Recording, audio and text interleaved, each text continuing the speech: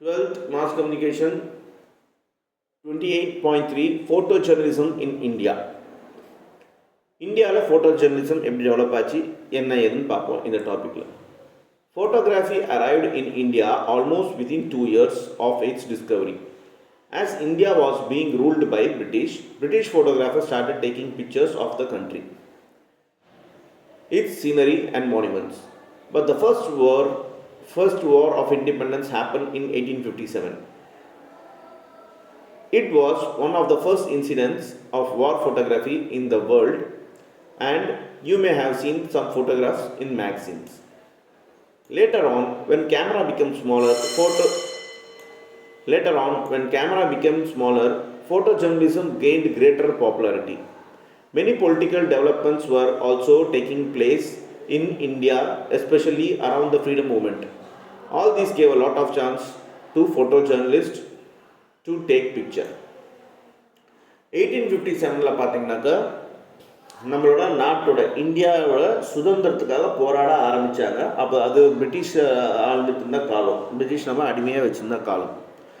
அப்போ பார்த்தீங்கன்னாக்கா உலகத்தில் ஃபோட்டோகிராஃபிங்கிற ஒரு விஷயம் இன்ட்ரடியூஸ் ஆன உடனே 2வது வருஷமே இந்தியாவுக்கு அந்த விஷயம் இன்ட்ரடியூஸ் ஆகிடுச்சு. எது? ஃபோட்டோகிராஃபி.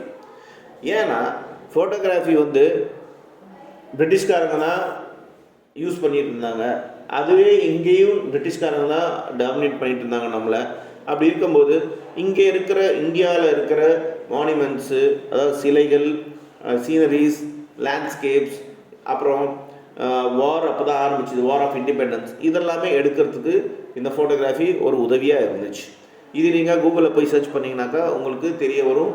இந்தியாவோட இந்த ஃபோட்டோகிராஃபி எல்லாமே, அப்போ எடுத்த ஃபோட்டோகிராஃபி எல்லாமே எப்படி இருந்துச்சு அப்படிங்கிற பார்க்கலாம். நீங்கள் 1857 ஆரம்பித்தது.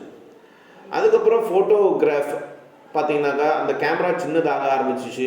அதே மாதிரி ஃபோட்டோ ஜேர்னலிசமோட பாப்புலாரிட்டி உலக லெவலில் அதிகமாக ஆரம்பிச்சிச்சு. மெயினாக இந்த ஃப்ரீடம் மூமெண்ட் டைமில் நமக்கு இன்றைக்கி பார்க்குற எல்லா பிக்சர்ஸும் இந்த ஃபோட்டோகிராஃபி டெவலப் ஆனது மூலமாக தான், இந்த ஃபோட்டோ ஜேர்னலிசம் டெவலப் ஆனதுனால தான் நம்மளால் இன்றைக்கி இந்த பிக்சர்ஸ் எல்லாமே இன்டர்நெட்டில் பார்க்க முடியுது. ராஜா Deen Dayal was one of the first notable Indian photojournalists. He was the court photographer in India during the rule of 6th Nizam of Hyderabad. As he was the only native photographer, he has left behind with a very impressive record of British India. இந்த ஃபோட்டோவில் பார்க்குறவர் பார்த்தீங்கன்னாக்கா ராஜா தீன் தயாள். இவர் ஒரு court ஃபோட்டோகிராஃபராக இருந்தார். எப்போனா 6th Nizam of Hyderabad rule பண்ணிட்டு இருந்தாங்க. அப்போ இந்த நிசாம் ஆஃப் ஹைதராபாத்ங்கிற கோர்ட்டில் இவர் ஃபோட்டோகிராஃபராக இருந்தார். இவர் பேர் ராஜா தீன் தயாள். இவர் தான் கடைசி நேட்டிவ் ஃபோட்டோகிராஃபர், அதான் இந்தியன் ஃபோட்டோ ஜேர்னலிஸ்டாக இருந்தார். அதனால இன்றைக்கி நாம் பார்க்குற ஒரு சில இம்ப்ரெசிவான ரெக்கார்டு, இந்த பிரிட்டிஷ் இந்தியாவோட ரெக்கார்ட்ஸ் ஃபோட்டோஸ் எல்லாம் பார்த்திங்கனாக்கா இவர் எடுத்தது தான் அப்படின்னு சொல்கிறாங்க. Among the famous photojournalists who worked then was Sunil Janha, a political activist and journalist. Sunil Janha began to photograph while writing assignment for his newspaper. At the time of India's independence, Janha photographed a significant event in the country and made a record of transition from British rule to independent India. His photographs of Indian partition, its people, especially the tribals, as well as the pictures of industries and temple structures are very famous. Photographs of Nehru and Gandhi by Sunil Janha are now seen by us everywhere. அந்த ராஜா தீன் தயாளுக்கு அப்புறம் பார்த்தீங்கன்னா Sunil ஜன்னாங்கிறவர் photo ஜேர்னலிஸ்டாக இருந்தார், famous photo ஜேர்னலிஸ்டாக இருந்தார். இவர் ஒரு politician ஆக்டிவிட்டிஸ்டாக இருந்தார், அதேயாட்டம் ஒரு ஜேர்னலிஸ்டாகவும் இருந்தார். இவரோட ரைட்டிங், இவர் நிறைய நியூஸ் பேப்பருக்கு அசைன்மெண்ட் எழுதிட்டு இருந்தார். இவரே ஃபோட்டோஸ்லாம் எடுத்து அந்த அசைன்மெண்ட்டுக்கு உண்டான ஃபோட்டோஸ்லாம் எடுத்துகிட்டு இருந்தார் அந்த காலகட்டத்தில். இந்தியா இண்டிபெண்டன்ஸ் ஆன டைமில் இவர் எடுத்த ஃபோட்டோஸ் பார்த்திங்கனாக்கா பெரிய லெவலில் நமக்கு பார்க்க முடியுது இன்றைக்கி. அதாவது பிரிட்டிஷ் டைமில் இருந்த இந்தியாவுக்கும் அதுக்கப்புறம் நம்ம இந்தியா சுதந்திரம் அடைஞ்ச வாட்டி அப்புறம் இருக்கிற இந்தியாவுக்கும் பார்த்திங்கனாக்கா டிஃப்ரென்ஸ் நம்மளால் பார்க்க முடியுது. மெயினாக மலைவாழ் மக்கள் இவங்களோட பிக்சர்ஸ் ஆகட்டும், இல்லை இந்தியாவில் இண்டஸ்ட்ரீஸ் டெவலப்மெண்ட் ஆச்சு அதோட பிக்சர் ஆகட்டும், இல்லை டெம்பிள் ஸ்ட்ரக்சர்ஸ் ஆகட்டும், இதெல்லாம் இவரோட ஃபேமஸான ஃபோட்டோகிராஃப்ஸ். நேருவோட அண்ட் காந்தியோட ஃபோட்டோகிராஃப்ஸ் எல்லாமே இன்றைக்கி நம்ம பார்க்குறது சுனில் ஜனா எடுத்த ஃபோட்டோ தான் நம்ம எல்லா பக்கமும் பார்க்க முடியுது. கீழே போட்டிருக்க ஃபோட்டோ இது அவரால் எடுக்கப்பட்ட one of the picture. There are another name which needs a special mention here. Also because in profession dominated by men. She was the first woman journalist. She is Homi Vyarawala. Her work was first published in 1938 in Bombay Chronicle and later in other major publications of those times. She also worked for the Illustrated Weekly of India and during World War II covered every aspect of wartime activities in India. Her documentation of the events of the freedom movement are significant. She remained a freelancer photographer until 1970 and was highly respected amongst all photojournalists. இவர் சுனில் ஜன்னாக்கு அப்புறம் சொல்லப்படுற ஒரு முக்கியமான ஒரு photographer யார் அப்படின்னாக்கா ஹோமாய் வியாராவாலா. இவங்க யாருனாக்கா இவங்க தான் ஃபஸ்ட்டு விமன் ஜேர்னலிஸ்ட். இவங்க ரொம்ப டாமினேட்டடாக இருந்தாங்க. அந்த டைமில் பார்த்தீங்கன்னாக்கா ஆண்கள் தான் இந்த ஃபோட்டோ ஜேர்னலிஸ்ட்டில் ரொம்ப டாமினேட்டாக இருந்தாங்க. அந்த டைமில் இவங்க அதாவது 1938 அப்போவே பார்த்தீங்கன்னாக்கா இவங்க இந்த ஃபீல்டில் பெரிய லெவலில் பேசப்பட்ட ஒரு ஆளாக இருந்தாங்க. இவங்க 1938 பாம்பே குரானிக்கலுங்கிற ஒரு நியூஸ் பேப்பருக்கு இவங்க ஒர்க் பண்ணிட்டு இருந்தாங்க. அதுக்கப்புறம் நிறைய மேஜர் பப்ளிகேஷன்ஸ்க்கு இவங்களோட ஒர்க் கொடுக்க ஆரம்பித்தாங்க. இவங்க ஃப்ரீலான்சராக தான் ஒர்க் பண்ணிட்டு இருந்தாங்க. ஃப்ரீலான்சர்னாக்கா யார்ட்டையும் சம்பளத்துக்கெல்லாம் வேலை செய்யலை. இவர் ஃபோட்டோஸோட இருப்பாங்க. இவர் ஃபோட்டோஸ் இவங்க ஃபோட்டோ அவ்வளோ டிமாண்டாக இருந்துச்சு. இவங்க ஃபோட்டோ கேட்டு வாங்கிப்பாங்க பெரிய பெரிய நியூஸ் பேப்பர்ஸ் எல்லாமே. இவங்களோட செகண்ட் வேர்ல்டு வார் நடக்கும்போது இந்தியாவில் என்ன நடந்துங்கிற விஷயத்தை கவர் பண்ணாங்க. அந்த விஷயங்கள் எல்லாமே ரொம்ப ஃபேமஸாக அட்ராக்ட் ஆக ஆரம்பிச்சிச்சு. இவங்க 1970 வரைக்கும் ஃப்ரீலான்சராக ஒர்க் பண்ணிட்டு இருந்தாங்க. அதேட்டம் எல்லா பத்திரிகையாளர்கள் அதாவது ஃபோட்டோ ஜேர்னலிஸ்ட்னாலையும் இவங்க மதிக்கப்பட்டாங்க. அவங்களோட ஃபோட்டோ தான் கீழே போட்டு. There are several international photojournalists who loved photographing in India. Amongst them, the name Henri Cartier-Bresson is famous. Henri Cartier-Bresson was French and his name is counted among the best journalists of the world. He traveled in India in the 1940s and then kept coming back here in later years. His most famous photographer is that Pandit Jawaharlal Nehru announcing the death of Gandhiji. His book is called Henri Cartier-Bresson in India is very well known. கீழே கொடுத்துருக்க ஒரு பேர் பார்த்தீங்கன்னா photo பார்த்தீங்கன்னா Henry கேட்டர்-பிரெசர். இவர் பார்த்தீங்கன்னா ஒரு French photo journalist. இவர் உலக லெவலில் ஃபேமஸ்ஸு. இவர் 1940s பார்த்தீங்கன்னாக்கா இந்தியாவுக்கு வந்தாங்க. இந்தியாவில் நடந்த விஷயங்கள் எல்லாத்தையும் இவர் ஃபோட்டோகிராஃப் எடுத்தார். இவரோட ஃபேமஸ் ஃபோட்டோகிராஃபிங் எதுனாக்கா பண்டிட் ஜவஹர்லால் நேரு நம்ம மகாத்மா காந்தி இறக்கும் போது அதை அனௌன்ஸ் பண்ணது இவரோட one of the famous photography அப்படின்னு சொல்கிறாங்க. கீழே கொடுத்துருக்கிறது அந்த இதுதான் அவரால் எடுக்கப்பட்ட ஒரு ஃபோட்டோஸ் தான் இதெல்லாம். Amongst the photojournalists after independence, the name of Raghu Rai is most famous. Rai's photographs are still seen as he continues to do photography. Raghu Rai started his career in photojournalism in 1960s in Delhi and worked for important nation newspapers like Hindustan Times and Statesman. Later he became the chief photographer of India Today, where he worked for a long time. Now Mr. Rai works as an independent photographer and his work is truly respected all over the world. His photographs are famous personalities such as Indira Gandhi, Mother Teresa are well known.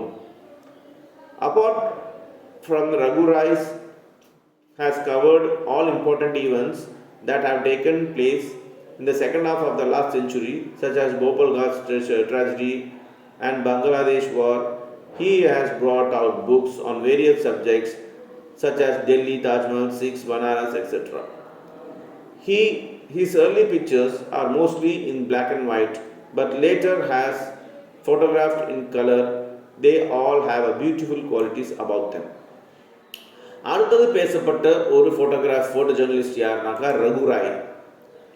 ரகுராய் ஒரு இண்டிபெண்ட்டான ஒரு photo ஜேர்னலிஸ்டாக இருந்தார். இவர் careers எப்போ start பண்ணாருனாக்கா photo journalist career 1960 டெல்லியில் start பண்ணார். அப்புறம் நிறைய national news பேப்பருக்கு ஒர்க் பண்ணார். அதில் ஹிந்துஸ்தான் டைம்னு ஒன்று, ஸ்டேட்மெண்ட் ஒன்று, இதெல்லாம் நியூஸ் பேப்பரோட பேர் இன்னைக்கு கூட இருக்குது. அப்படி இருக்கும்போது இவர் இன்னைக்கு, அதாவது இந்தியா டுடேன்னு ஒரு பேப்பர் இருக்குது, அதில் சீஃப் எடிட்டராக வேலை செஞ்சார், பல வருஷத்துக்கு வேலை செஞ்சார். அப்புறமா பார்த்தீங்கன்னாக்கா அதை விட்டு இப்போ ரீசெண்டாக வெளியே இவர் தனியாக ஃப்ரீலான்சராக ஒர்க் பண்ண ஆரம்பிச்சிட்டாரு. இவர் நிறைய பர்சனாலிட்டிஸ், அதாவது ஃபேமஸான பர்சனாலிட்டிஸ் ஃபோட்டோ எடுத்திருக்காரு. அதில் சொல்லக்கூடிய சில பர்சனாலிட்டிஸ் இந்திரா காந்தி, அப்புறம் மதர் தெரேசா, இவங்க எல்லாமே இவர் எடுத்த ஃபேமஸான பர்சனாலிட்டிஸில் ஒன் ஆஃப் த ஒரு சில பிக்சர்ஸ், ஃபோட்டோஸ் இதெல்லாமே. இவர் செகண்ட் ஹாஃப், இந்த செஞ்சுரியோட செகண்ட் ஹாஃபில் இருக்கிற எல்லா விஷயத்தையும் கவர் பண்ணார். ஃபார் எக்ஸாம்பிள் போபாலில் பார்த்தீங்கன்னா, போபாலுங்கிற ஒரு இடம் இருக்குது, அங்கே ஒரு கேஸ் வெடிச்சு ட்ராஜடி நடந்துச்சு, அந்த ஃபோட்டோஸ் இவர் எடுத்தது தான். அப்புறம் பங்களாதேஷில் வார் நடந்துச்சு, அதோட ஃபோட்டோஸ் இவர் எடுத்தது தான். அதுக்கப்புறம் இவர் நிறைய புக்ஸ் எழுதியிருக்காரு. டெல்லி, தாஜ்மஹால், சிக்ஸ், பனாரஸ் அப்படின்னு சொல்லிட்டு அதில் வேரியஸ் சப்ஜெக்ட்ஸ் இருக்குது. இவரோட ஆரம்ப கால கட்டத்தில் எடுத்த ஃபோட்டோஸ் எல்லாமே பிளாக் அண்ட் ஒயிட்டில் இருந்துச்சு. ஆனால் அதுக்கப்புறம் டெக்னாலஜி டெவலப் ஆக அவரோட ஃபோட்டோஸ் எல்லாமே கலரில் எடுக்க ஆரம்பித்தார். அந்த கலர் ஃபோட்டோஸோட குவாலிட்டியெல்லாம் அவ்வளோ அருமையாக இருக்கும் அப்படின்னு சொல்கிறாங்க. கீழே கொடுத்துருக்க ஃபோட்டோ தான் ரகுராய் அவரோட photo. Prashant Panchiar is another successful photo journalist of the present time. Born in Kolkata, he is a self-taught photographer who has worked for many magazines in Delhi. His most successful career was with the Outlook magazine as its chief photographer and associated editor. He is a founding member of this magazine, and through his photograph he gave it a popular appeal among people, and now Outlook has become a leading newspaper in India. Mentioned above are just few names of important journalists. Apart from them, there have been so many who have made important contribution to the field of photojournalism.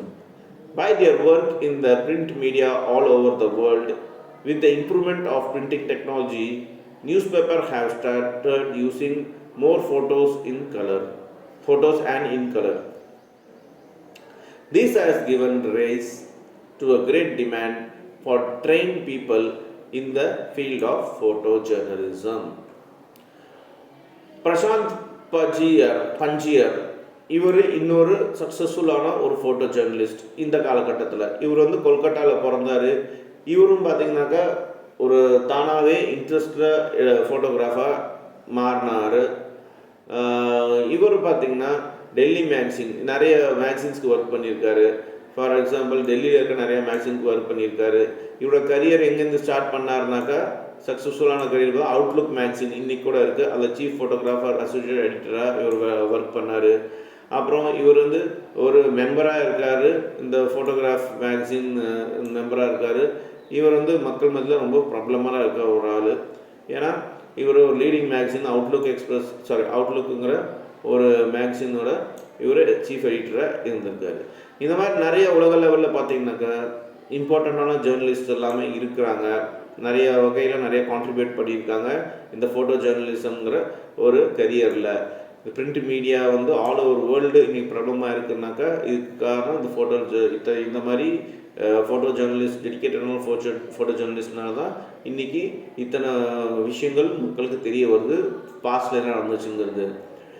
இன்றைக்கும் பார்த்தீங்கன்னாக்கா ட்ரெயின்டான photo ஜேர்னலிசம்க்கு ரொம்ப demand இருக்குது. இன்றைக்கி printing technology improve ஆச்சு, news பேப்பர்லாம் improve ஆகிடுச்சு, அவங்களாமே இந்த ஃபோட்டோஸும் கலர்ஸும் யூஸ் பண்ண ஆரம்பிச்சிட்டாங்க அப்படின்னு சொல்கிறாங்க. ரைட். இப்போ கீழே இன்டெக்ஸ் 28.3 கொஸ்டின்ஸ்லாம் கேட்டிருக்காங்க. இங்கே மேட்ச் த ஃபாலோயிங் மாதிரி கொடுத்துருக்காங்க. அந்தந்த ஜேர்னலிஸ்டோட நேம்ஸை நீங்கள் மேட்ச் பண்ணணும். ஸோ இப்போ படித்தவங்க தான் எல்லாமே. இந்த சைடில் வந்து அவங்க நேம் கொடுத்துருக்கு, லெஃப்ட் சைடில், ரைட் சைடில் பார்த்தீங்கன்னாக்கா அவங்க யார் எந்த ஆக்டிவிட்டி பண்ணாங்கன்னு கொடுத்துருக்கு. அதை நீங்கள் மேட்ச் பண்ணி அனுப்பிச்சி விடுங்க. ஸோ இந்த மாதிரி கொஸ்டின்ஸ் எல்லாமே கண்டிப்பாக வரும். இப்போ இந்த லெசனில் என்ன படிச்சிருக்கோம், வாட் யூ ஹேவ் லேர்ன்ட். இந்த வாட் யூ ஹேவ் லேர்ன்ட்டுங்கிறது ஒவ்வொரு லெசன் முடிச்ச வாட்டி இருக்குது. இது ரொம்ப ரொம்ப முக்கியம். இதை நீங்கள் கோ த்ரூ பண்ணாலே உங்களுக்கு லெசன்ஸ்லாம் ரிவைஸ் பண்ண மாதிரி இருக்கும். அதுக்காக தான் இதெல்லாம் கொடுக்குறாங்க. தென் டெர்மினல் எக்ஸசைஸ் கொடுத்துருக்காங்க, கொஸ்டின் ஆன்சர். இது கொஸ்டின் ஆன்சர் எழுதிருங்க. Describe the detail the factor to be taken into account by photojournalist while taking pictures for the different purpose. அதுக்கு என்ன அர்த்தம்னாக்கா, என்ன ஒரு பிக்சர் எடுக்கணும்னாக்கா வேறு வேறு பர்பஸ்க்காக ஒரு ஃபோட்டோ ஜேர்னலிஸ்ட் வந்து பிக்சர் எடுக்கணும்னாக்கா அதுக்கு என்னென்ன ஃபேக்டர் தேவைப்படுது அப்படின்னு கேட்டிருக்காங்க. த இஷ்யூ ஆஃப் எத்திக்கில் இங்கே இல்லை, ஸ்பெல்லிங் மிஸ்டேக்கு, அதை பார்த்துக்கோங்க. The issue of ethic in photo journalism has become more important in the digital age when it is very easy to transform the photograph on the computer. Discuss. இப்போ வந்து computer age, computer தான் எல்லாமே. So ஃபோட்டோலாம் ஈஸியாக மாற்றிடலாம். ஒருத்தங்க இல்லாத விஷயத்த பண்ண மாதிரி ஃபோட்டோஸ் எல்லாம் மாற்றலாம். இது நம்ம போன செஷனில் டிஸ்கஸ் பண்ணோம். ஸோ அந்த பேராகிராஃபை படித்து அதுலேருந்து ஒரு சில வார்த்தைகள் எழுத சொல்லியிருக்காங்க, உங்கள் வியூஸ் எழுத சொல்லியிருக்காங்க. Explain with examples the role played by the famous photojournalists in India before the and after independence. So நம்ம நாட்டோட இண்டிபெண்டன்ஸ்க்கு அப்புறமும் இண்டிபெண்டன்ஸ்க்கு முன்னாடியும் எந்தெந்த ஃபோட்டோ ஜேர்னலிஸ்ட் பார்த்தீங்கன்னாக்கா எந்தெந்த முக்கியமான ரோல் ப்ளே பண்ணியிருக்காங்க அப்படின்ட்டு எக்ஸாம்பிள்ஸ் எழுத சொல்லியிருக்காங்க. ஸோ இதை நீங்கள் படிச்சுக்கோங்க. இதுலேருந்து கண்டிப்பாக இது ஆப்ஷனல் கொஸ்டின்ஸு இதில் கண்டிப்பாக வரும். ஃபோட்டோ ஜேர்னலிசம் ரொம்ப ரொம்ப ஈஸியாக இருக்கும். ஸோ இந்த சாப்டரை கண்டிப்பாக தரவு பண்ணிக்கோங்க.